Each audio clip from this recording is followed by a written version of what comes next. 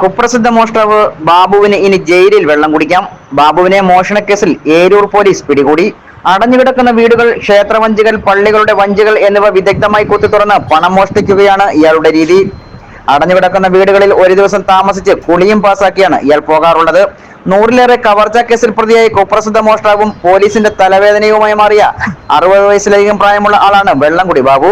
ഇയാളെ കഴിഞ്ഞ ദിവസം ചണ്ണപ്പേട്ടയിൽ നിന്നുമാണ് ഏരൂർ പോലീസ് പിടികൂടിയത്. കഴിഞ്ഞ ദിവസങ്ങളിൽ ഏരൂർ മേഖലയിൽ നിരവധി വഞ്ചികൾ കുത്തിത്തുറന്ന് മോഷണം നടത്തിയിരുന്നു. പരിശോധനയിൽ വെള്ളംകുടി ബാബുവാണ് കവർച്ചയ്ക്ക് പിന്നിലെന്ന് പോലീസ് കണ്ടെത്തി. ഇതേ തുടർന്നാണ് രാത്രിയിൽ ഇയാൾ ഒളിച്ചു പാർത്തിരുന്ന ചണ്ണപ്പേട്ടയിൽ നിന്നും ഇയാളെ പിടികൂടിയത്. അറസ്റ്റ് രേഖപ്പെടുത്തിയ പ്രതിയെ വൈദ്യപരിശോധനയ്ക്കും തെളിവെടുപ്പുകൾക്കും ശേഷം കോടതിയിൽ ഹാജരാക്കി റിമാൻഡ് ചെയ്തു. ഫോറൻസിക് വിദഗ്ധരും സ്ഥലത്തെത്തി തെളിവെടുപ്പ് നടത്തിയിരുന്നു. അടുത്തിടെ ജാമ്യത്തിനിറങ്ങിയ വെള്ളംകുടി ബാബുവിനെതിരെ കിഴക്കൻ മേഖലയിലെ പോലീസ് സ്റ്റേഷനുകളിൽ എല്ലാ ജാഗ്രതാ നിർദ്ദേശങ്ങൾ നൽകിയിരുന്നു. ഇതിനിടയിലാണ് മോഷണങ്ങൾ നടത്തിയത്. ജാമ്യത്തിലിറങ്ങിയാൽ ഉടൻ തന്നെ അടുത്ത മോഷണം നടത്തുകയാണ് ഇയാളുടെ രീതി. മലയോര മേഖലയിൽ ഇയാൾക്ക് സഹായികൾ ഉള്ളതായി പോലീസ് സംശയിക്കുന്നു.